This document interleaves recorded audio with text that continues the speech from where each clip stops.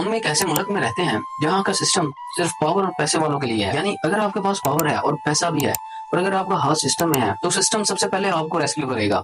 کیا ہوا؟ یقین نہیں آ رہا؟ چلو دیکھتے ہیں. 27 جون 2025 کی صبح دریائے سوات میں آنے والے اچانک سیلابی ریلے نے ایک ہی خاندان کے 18 افراد کو اپنے ساتھ بہا لیا. اور یہ حادثہ اس وقت پیش آیا جب سیر و تفریح کی گھر سے آئے ہوئے ایک ہی خاندان کے 18 افراد، جن میں سے کچھ کا تعلق ڈسکا ضلع سیالکوٹ سے اور کچھ کا تعلق ملتان سے تھا، جو دریا کے کنارے بیٹھ کر ناشتہ کر رہے تھے، خوشیاں منا رہے تھے، یعنی زندگی کو انجوائے کر رہے تھے. لیکن اچانک ہی دریا کا بہاؤ خطرناک حد تک بڑھ گیا اور آہستہ آہستہ سب کو اپنی لپیٹ میں لے لیا. یہ خاندان کئی گھنٹوں تک مدد کو پکارتا رہا، لیکن ہمارے ناکام سسٹم کی وجہ سے ان کو مدد اس وقت ملی جب قیمتی جانوں کا نقصان ہو چکا تھا. اس سانے پر سب سے پہلے ہم اس خاندان سے افسوس کا اظہار کرتے ہیں جنہوں نے اپنے جگر کے ٹکڑے، بیٹیاں، بہنیں، ماں اور قریبی رشتہ داروں کو صرف چند لمحوں میں کھو دیا. اس دکھ کی شدت صرف وہی محسوس کر سکتا ہے جس نے اپنوں کو اس طرح کھویا ہو، اور جو اس حادثے میں فوت ہو گئے، اللہ پاک ان کی مغفرت فرمائے اور ان کے خاندان کو صبر جمیل عطا فرمائے. متاثرہ خاندان کے کم از کم 9 افراد کی لاشیں نکالی جا چکی ہیں، جن میں ایک ماں اور اس کی 4 بیٹیاں بھی شامل ہیں. 5 سے 6 افراد کو بچا لیا گیا ہے، جبکہ باقی افراد کی لاشیں ابھی بھی لاپتہ ہیں. لیکن حیرانی کی بات یہ ہے کہ دریا میں پانی کی سطح بلند ہونے کی